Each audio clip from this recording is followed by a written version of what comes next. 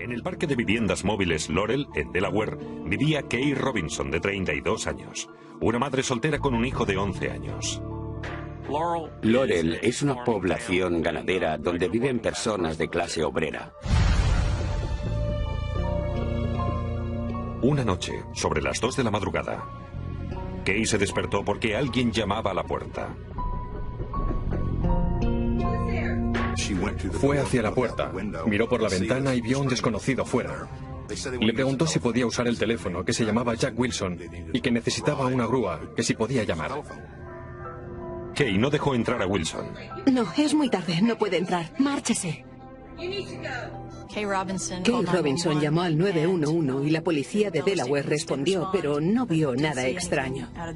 Así que saldaron la situación sin investigar más. Creyéndose a salvo, Kay se metió de nuevo en la cama. Media hora más tarde, un ruido en la cocina la despertó. Entonces vio al mismo hombre que había estado en el porche, ahora en su cocina, con un cuchillo. Persiguió a Kay por la casa, la cogió por el brazo, le puso el cuchillo en el cuello y le ordenó que hiciera lo que decía o la mataría a ella y a su hijo, que estaba en el otro dormitorio. En esos momentos poco podía hacer. Fueron 3 largas horas de torturas, de una tortura horrible que tuvo que soportar.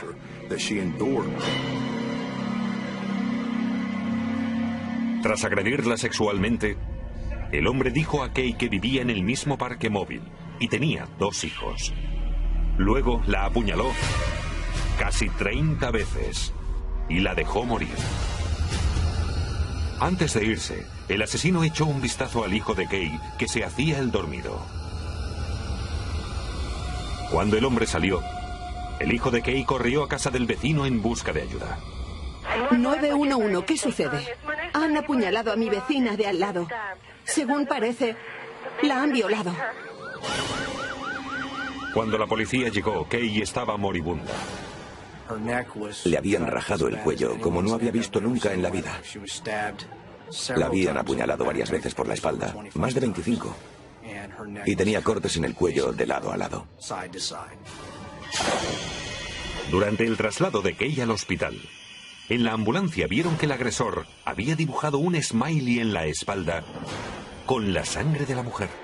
El smiley es uno de esos detalles escabrosos de una escena del crimen, que no tiene otro propósito que el de burlarse o humillar a la víctima del ataque.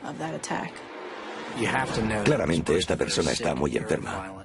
Es muy violenta y posiblemente un asesino en serie. Milagrosamente, pese a las 28 puñaladas, Kay sobrevivió. Cuando desperté no quería estar viva. Me enfureció que me mantuvieran viva con asistencia. Tenía cortes en la garganta, en 10 o 15 lugares distintos. Creí que intentaba decapitarme. Era como estar en una película de terror. No le cortó la arteria carótida, ni la yugular o la espina dorsal, que la hubiera dejado paralítica. Tuvo mucha suerte. Fue increíble. Un milagro para mí. Y a todos nos lo pareció. Kay sobrevivió. Y también podía identificar a su agresor si le veía. No me vendó los ojos. Intenté recordar con todo detalle lo que podía, incluso la longitud de las uñas. Y cuando terminé el proceso, llamé a la policía. Lo único que debía hacer la policía era encontrarle. Kay Robinson jamás olvidaría la mirada en la cara de aquel hombre que la apuñaló sin piedad una y otra vez. Preguntaba, ¿ya estás muerta, zorra? Y si intentaba responder, seguía apuñalándome, incluso con más fuerza. Supe enseguida que debía fingir estar muerta. Es un crimen muy brutal. Y tal como sucedió, la aleatoriedad y la forma horrible en que pasó hizo que todos se sintieran un poco incómodos e inseguros. Su intención era matar. No era hacer daño o dejar una marca, sino matar. El agresor hizo algo que a la policía le pareció muy extraño. dejó la luz del dormitorio encendida durante todo el ataque. Por eso Kay pudo verle durante un periodo prolongado. A partir de su descripción, los dibujantes de la policía crearon un retrato robot que fue publicado en los medios de comunicación. Sin embargo, no revelaron a los medios que el agresor había pintado un smiley en la espalda de Kay. No estaba en ningún comunicado de prensa. Era algo que solo podía saber el agresor o un familiar del agresor. Kay también decía que había memorizado todo aquello que él había tocado. El hombre se esforzó mucho por eliminar todas sus huellas. Pero Kay creía que tal vez se le hubiera pasado algo por alto. Un vaso azul. Bebió de ese vaso. Y luego, expresamente cogió la manga para limpiar las huellas. Pero agarró de nuevo el vaso para ponerlo sobre la mesita. Había varias huellas en el vaso. Todas ellas hechas con una sustancia gelatinosa. Pensamos que sería algún tipo de lubricante que había usado el autor del crimen.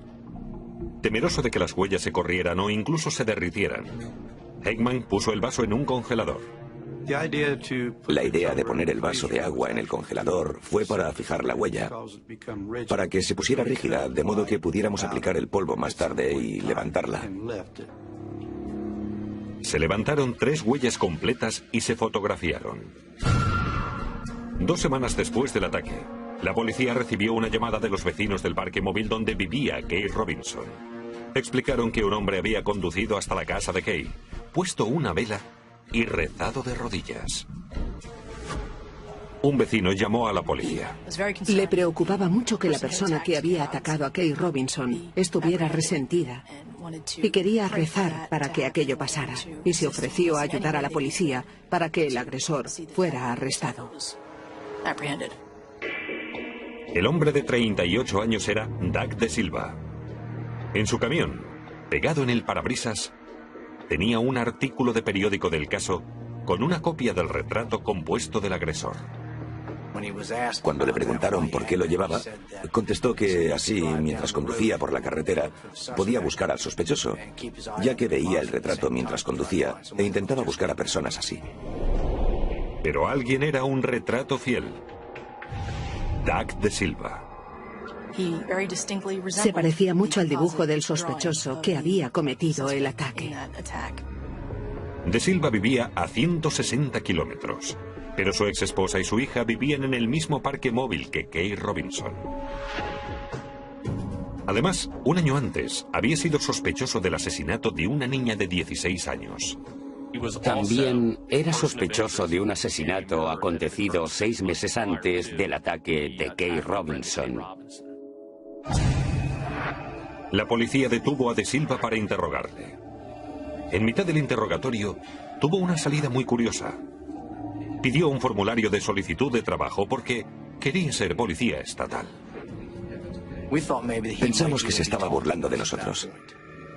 Aquello me pareció muy sospechoso.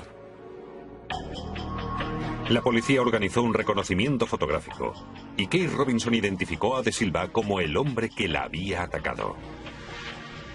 Enseguida le escogió como el hombre que estuvo en su casa. No dudó ni un segundo.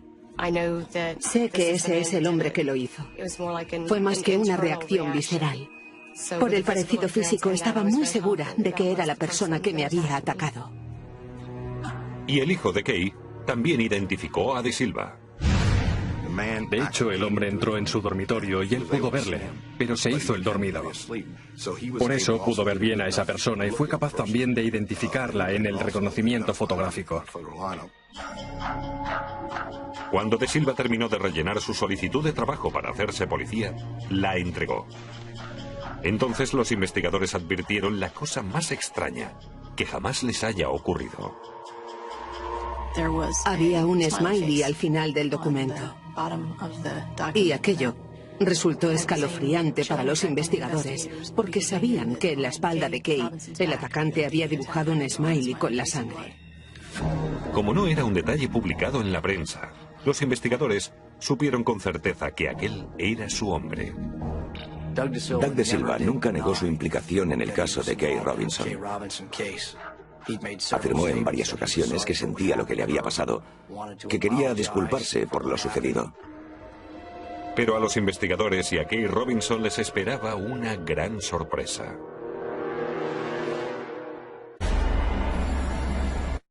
Dos semanas después del violento ataque, Kay Robinson identificó a Doug De Silva como su agresor. En el reconocimiento estaba muy segura. Quería escuchar su voz para cerciorarme de que era él.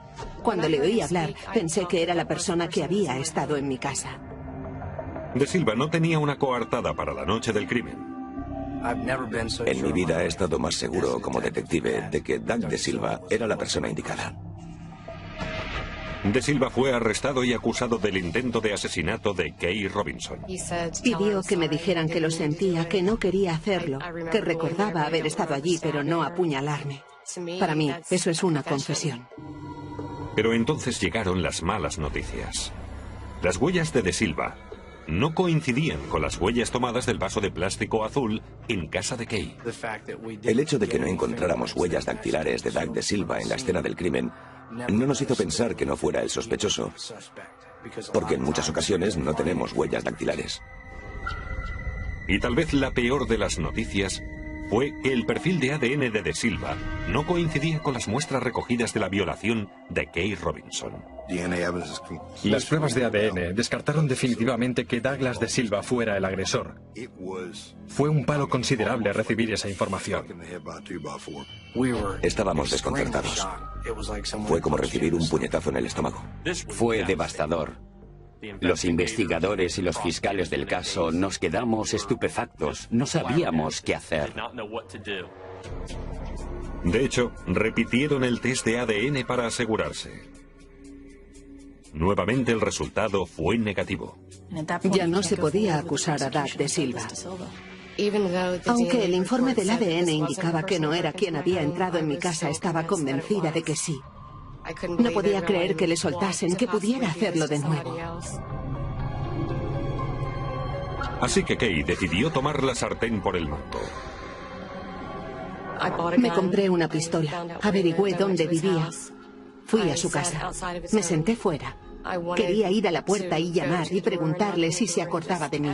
Quería ocuparme de aquello yo sola. Pero lo pensó dos veces. La primera razón fue mi hijo. No quería estar en la cárcel sin verle crecer. Pero si De Silva no era el agresor, un sádico y violento violador andaba suelto por la calle. Y la policía no tenía más sospechosos. Nunca entenderé por qué un hombre que es inocente de un crimen se deja ver tan cerca de la escena del crimen y deja que le consideren tan sospechoso. Revisas toda la investigación, porque incluso tú empiezas a dudar. ¿Se me ha pasado algo? ¿Qué no he visto? Los años transcurrieron sin pistas válidas. Cuanto más investigábamos, más difícil era resolverlo. 9 años después, el detective Rob Hudson recibió una llamada de detectives a 48 kilómetros en la vecina Maryland. Tenían un caso que era muy similar al caso de Kay Robinson en 1995. La víctima de Maryland era una madre soltera que vivía en una casa móvil.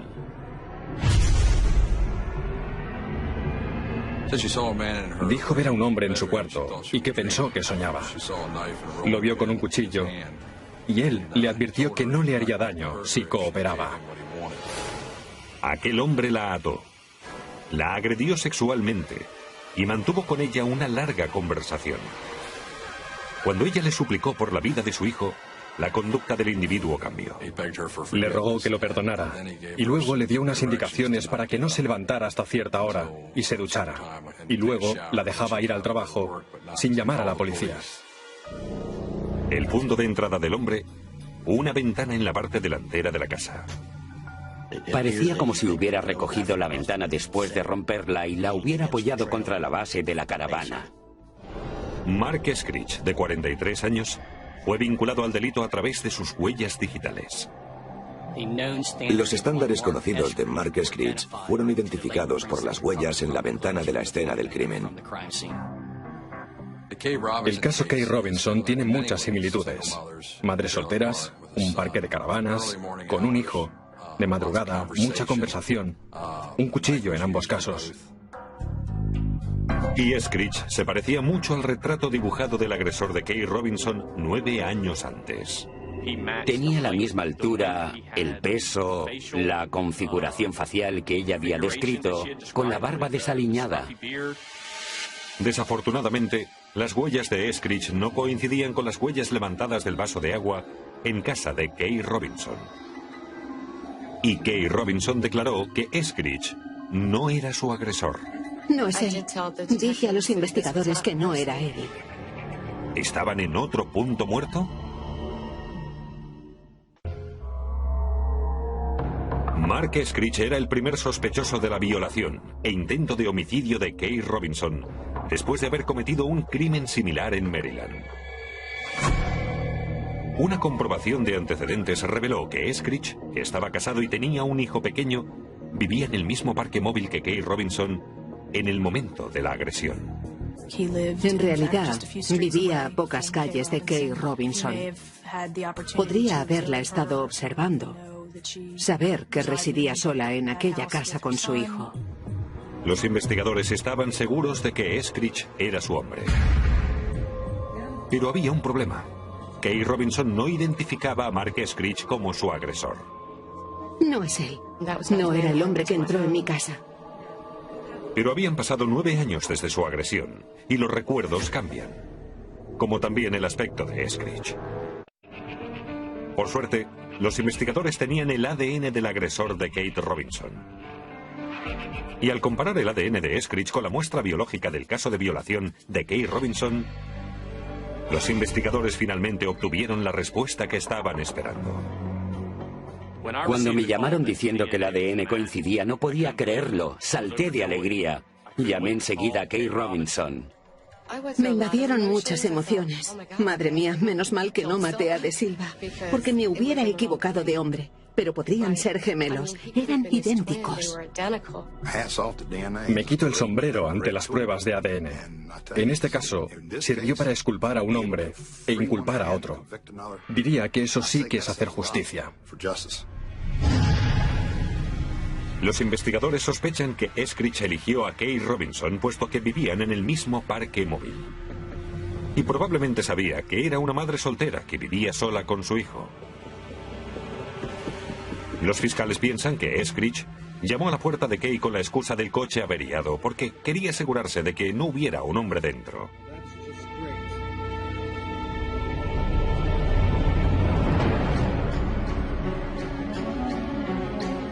Más tarde, esa misma noche entró y la atacó.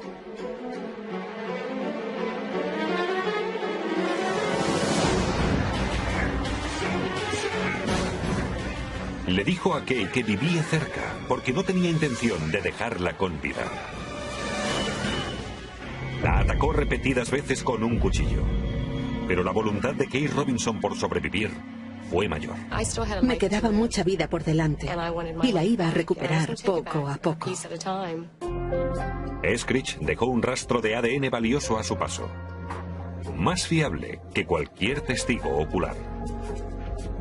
Una década después del crimen, Mark Eskridge fue juzgado por la violación y el intento de asesinato de Kay Robinson. Fue condenado y sentenciado a cadena perpetua más 20 años.